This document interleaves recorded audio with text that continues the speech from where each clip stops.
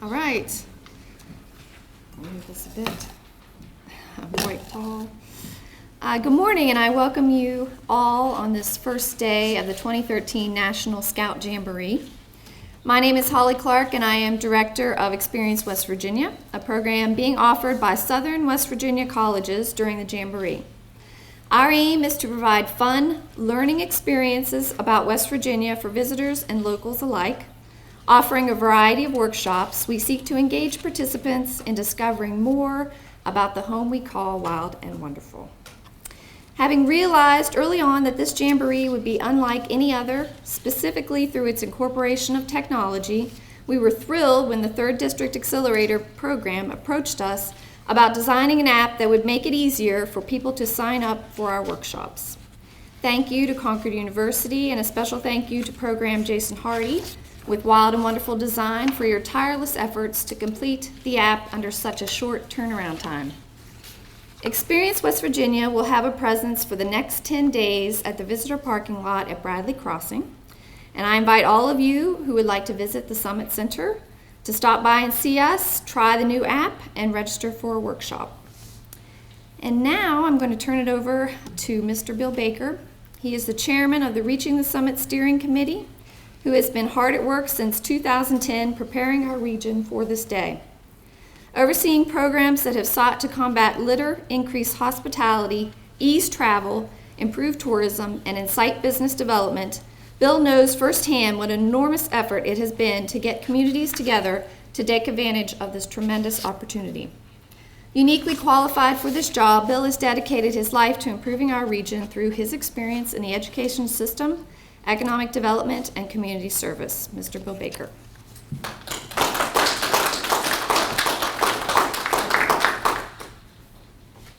Holly, thank you very much. This is indeed a great day for West Virginia.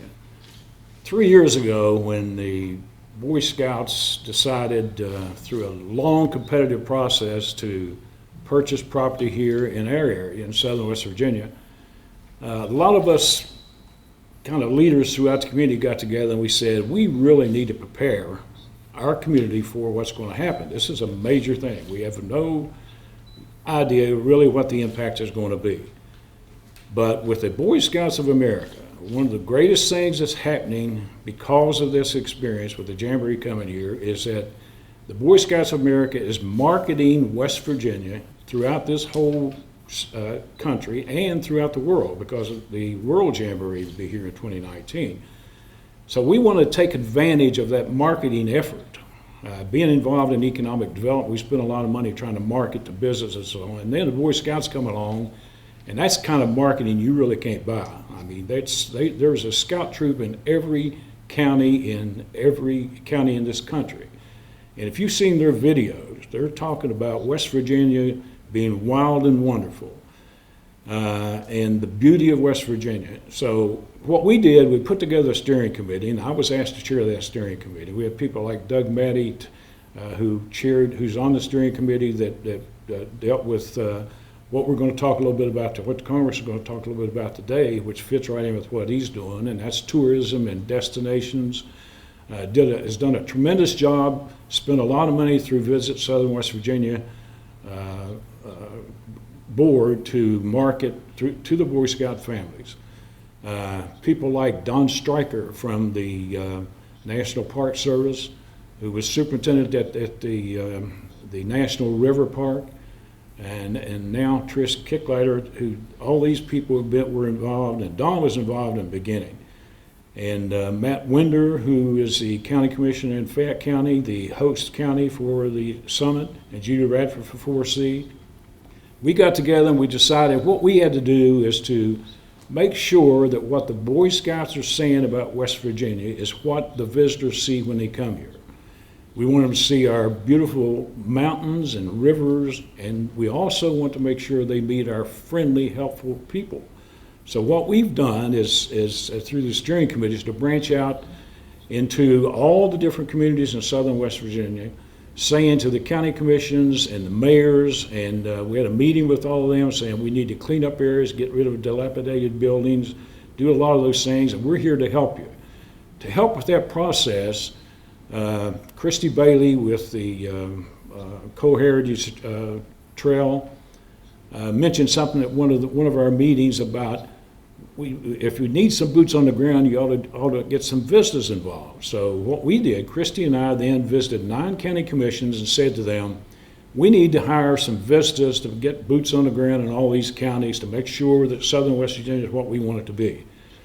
We asked them to fund for a 3-year period about 6 Vista workers. They did, and so we had those people for 3 years working in our counties. So I hope that all that's going to pay off when these people come to see West Virginia and make sure that what they've been told about West Virginia is really here. So we put a lot of time in on this. We've talked through Julia Radford's Committee on Economic Development to small business people, saying here's an opportunity. You're going to have a lot of visitors, entrepreneurs, things that you can do to branch out and make this a real business opportunity, economic development. Same thing through tourism and Doug Maddie. But I think we've done a tremendous job, and I guess we're going to find out beginning today what we've been able to do and whether or not this is really going to work. Holly and the colleges have pitched in with the program that the Congress is going to talk about in a little bit.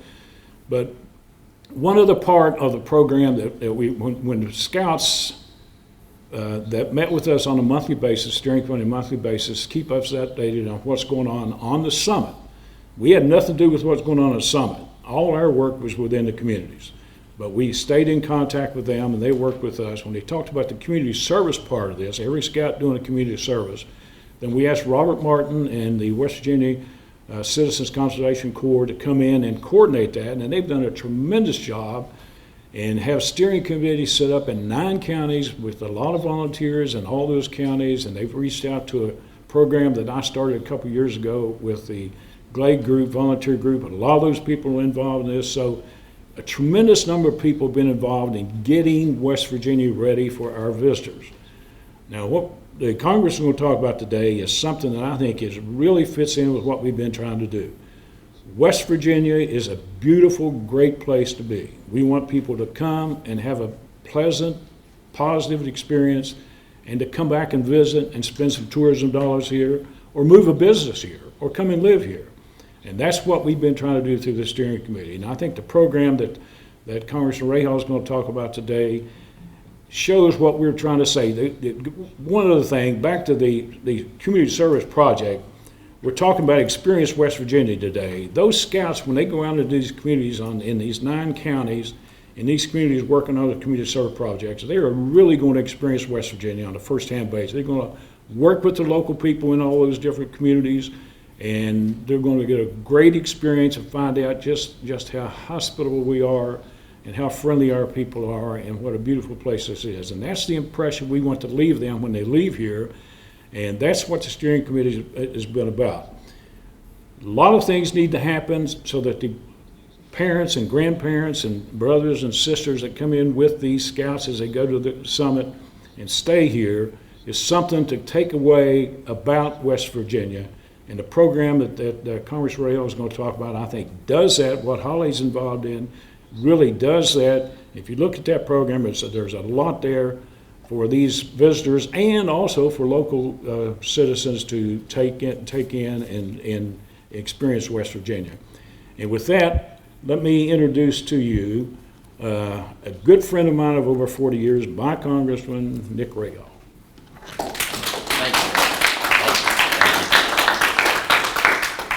Thank you very much, Bill Baker. I appreciate that kind introduction, and certainly want to thank you, Holly. Thank you, the many partners that you've listed, and many more that have helped this area truly live by the Boy Scout motto, which is be prepared. And that's certainly what we are today. We are prepared for the Boy Scouts. I want to reminisce just a bit before I get into talking about today's real purpose about the years going up to the Boy Scouts making their decision to come to this area. As we all know, Fort A.P. Hill, where they used to be located, had kind of outlived the purposes of the Boy Scouts and was too flat a land and didn't really offer the challenges to the Boy Scouts that they have grown over the years to become accustomed to. And many friends of the Boy Scouts in our nation's capital would come visit with me on numerous occasions many years back and tell me about their search for a new location. That West Virginia was definitely one of the, at that time, I guess 80-some possible sites around the country before we got down to the final 3. And one of those individuals that came to see me a lot, he initially got into my office to talk about oil and gas issues because I then chaired the House Natural Resources Committee. And his name was Rex Tillerson.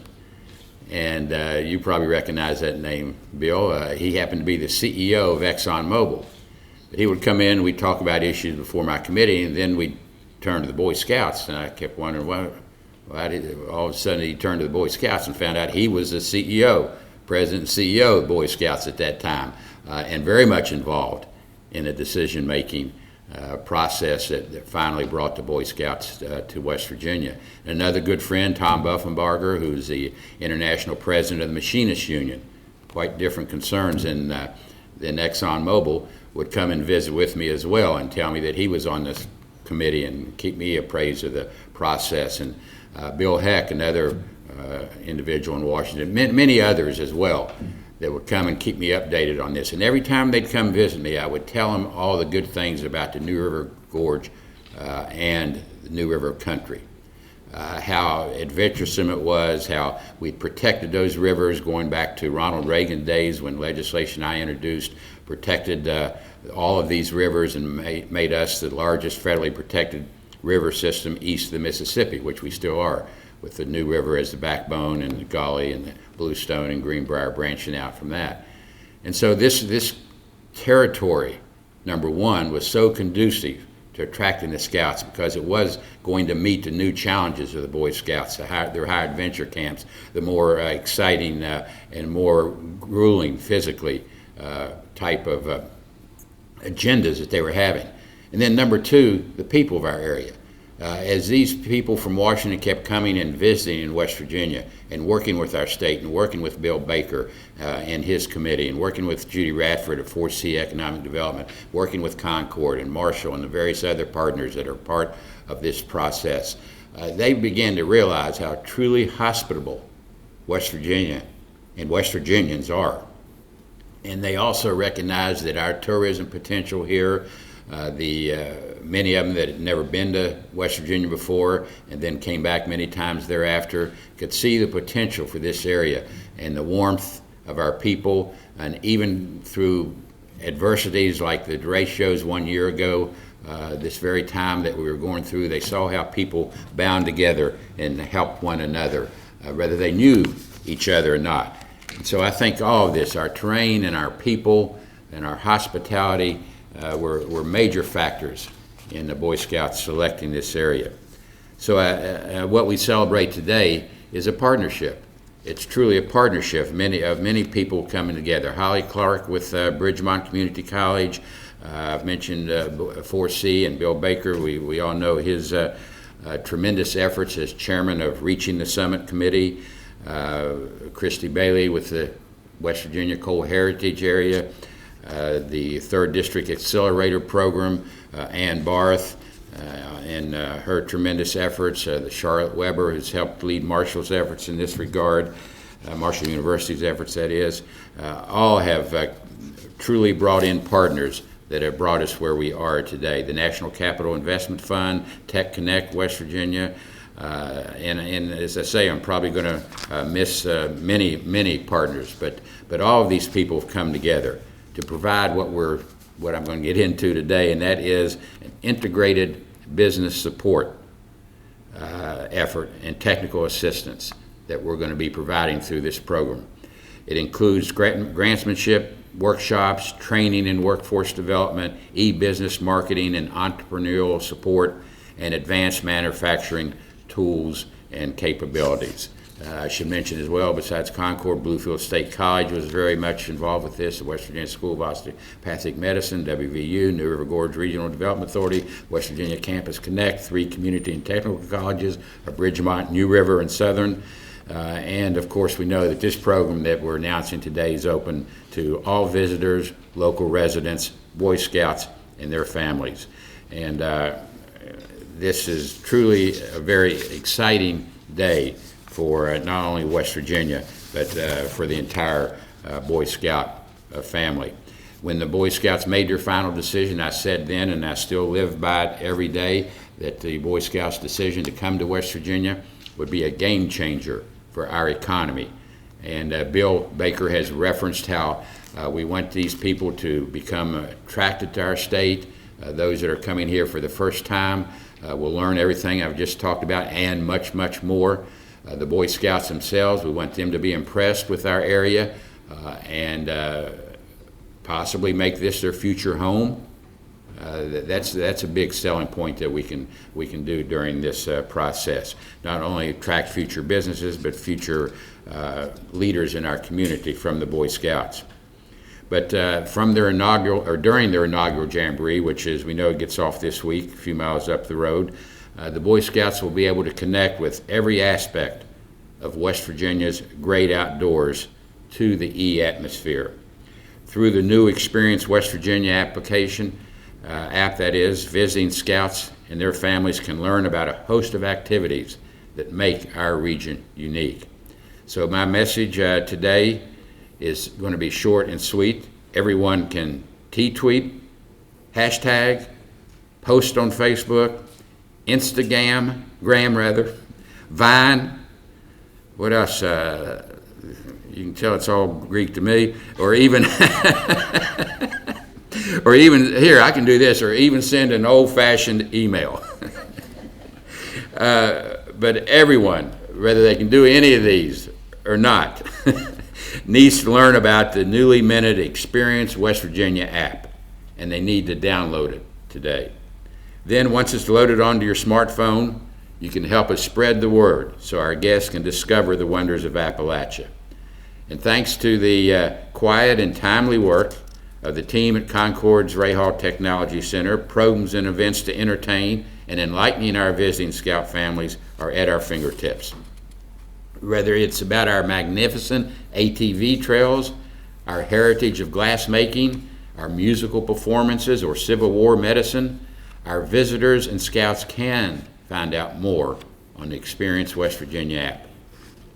With the advent of smartphones and tablets, we have entered a brand new chapter in the information age. Business better fall in line or get left behind. Utilizing resources from the 3rd District Accelerator Grant, this app represents social media marketing at its finest. Our mountains may be old, but our technology is as current as the World Wide Web, which makes dollars and cents for our businesses, allowing them to become more competitive.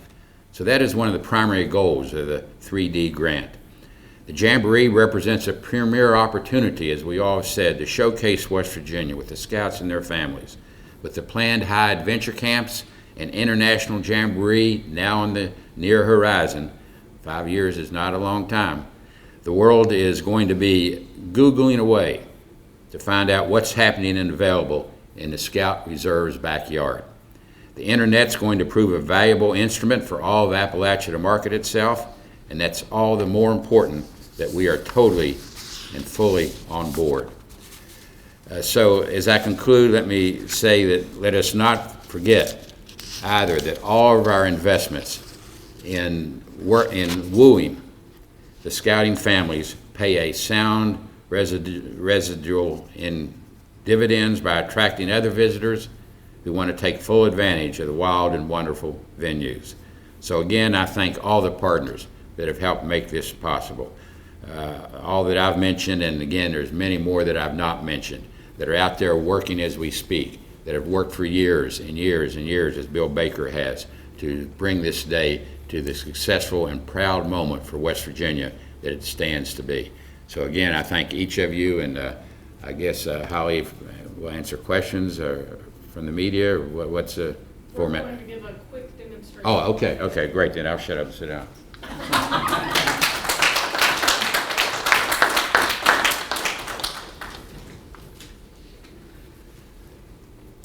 Hi I'm Susan Williams from Concord University, and as the Congressman mentioned, we are working with the 3D Accelerator Grant. We're one of the partners of many partners, and we were very pleased to have the opportunity to work with Experience West Virginia and have this as one of our first products. So I believe our program assistant gave you a handout which has a barcode on it, so if you're super tech savvy or lazy, you can simply scan that with your smartphone and it will take you right to the link to download the Experience West Virginia app. Of course, you can also find that on Google Play or just Google it and it will come up. So this is what you'll find when you actually get your app downloaded. You can learn about Experience West Virginia. Again, I love the power of partnership and the fact that all of these public institutions could come together to offer so many different programs. And you can click on workshops to see what's available. And if you've seen the brochure, it's a wealth of information and can be somewhat overwhelming. And I especially appreciate the fact that this app is so user-friendly. So I'm going to click on workshops just to give you a quick look at what we have to offer. So they're organized by day, and you can find out the date, the time, the location, and a quick just idea of what's being offered on each of the days of the Jamboree through, I think, the middle of next week. There's so much going on. So for time's sake here, I'm just going to click on Etched Glass. You can learn from the title that you can make that and take it home with you. And if you click on any of these, you'll see a quick description pop up. You can learn about the person who will be teaching you.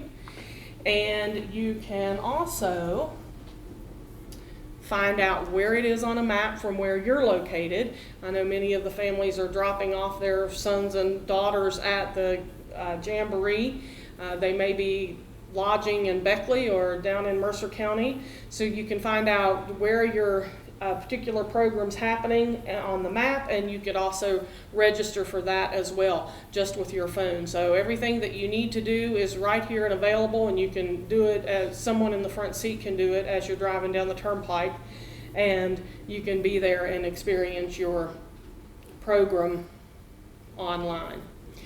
We very much appreciate the opportunity to work with Experience West Virginia, and we would not have had the opportunity for the 3D grant without the help and encouragement of Congressman Ray Hall, and we appreciate that. We appreciate, Mr. Baker, the opportunity that you've given us to work with you. Holly will be at the Jamboree. She can tell people about Experience West Virginia. We have wonderful badges, so get your badge, and I think that this is just the first of many, many collaborations that we will see as 3D moves forward and Experience West Virginia moves forward too. So thank you all for the opportunity to work with you. Any questions? Sure. Is it only available for through the Google Play Store, or is it also available in the Apple App Store? Thank you. We, again, it was a very short time frame. We know that most consumers are using the Android market at the moment, so because we only had a little time and needed to produce a quick product, we did stick with the Android market, although when 3D does do future apps, which we're working on with various businesses in Southern West Virginia, we hope to be able to offer both Apple and Android at the moment, but this one is only available through Google Play for Android at the moment. Thank you.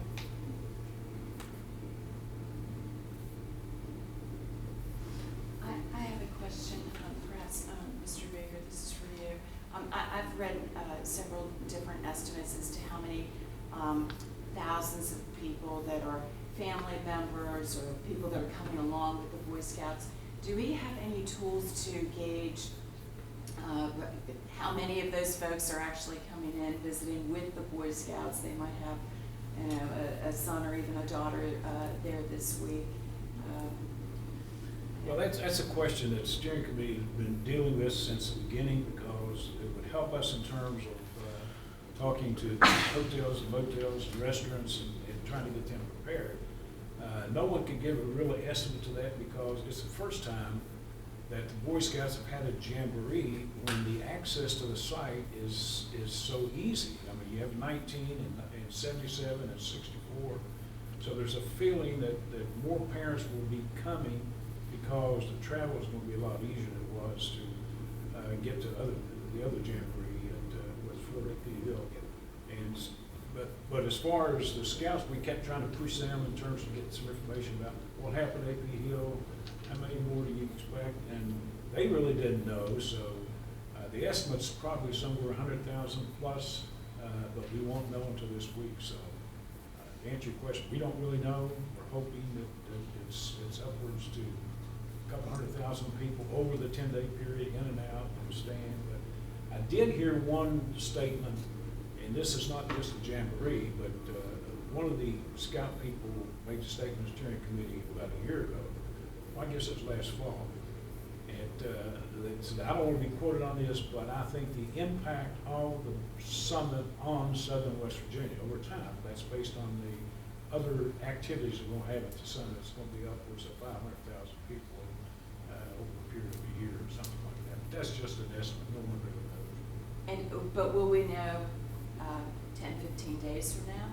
What the I think summits will be? our next steering committee meeting will be first Thursday in August. I think by that time we'll have data from all the hotels, motels, tourism. Doug Matty will have that information from the tourism. So at that meeting, we will be able to sit down at the steering committee and see what kind of impact, see where we messed up, see where we ought to be doing something different. So I think the first week in August. Thank you.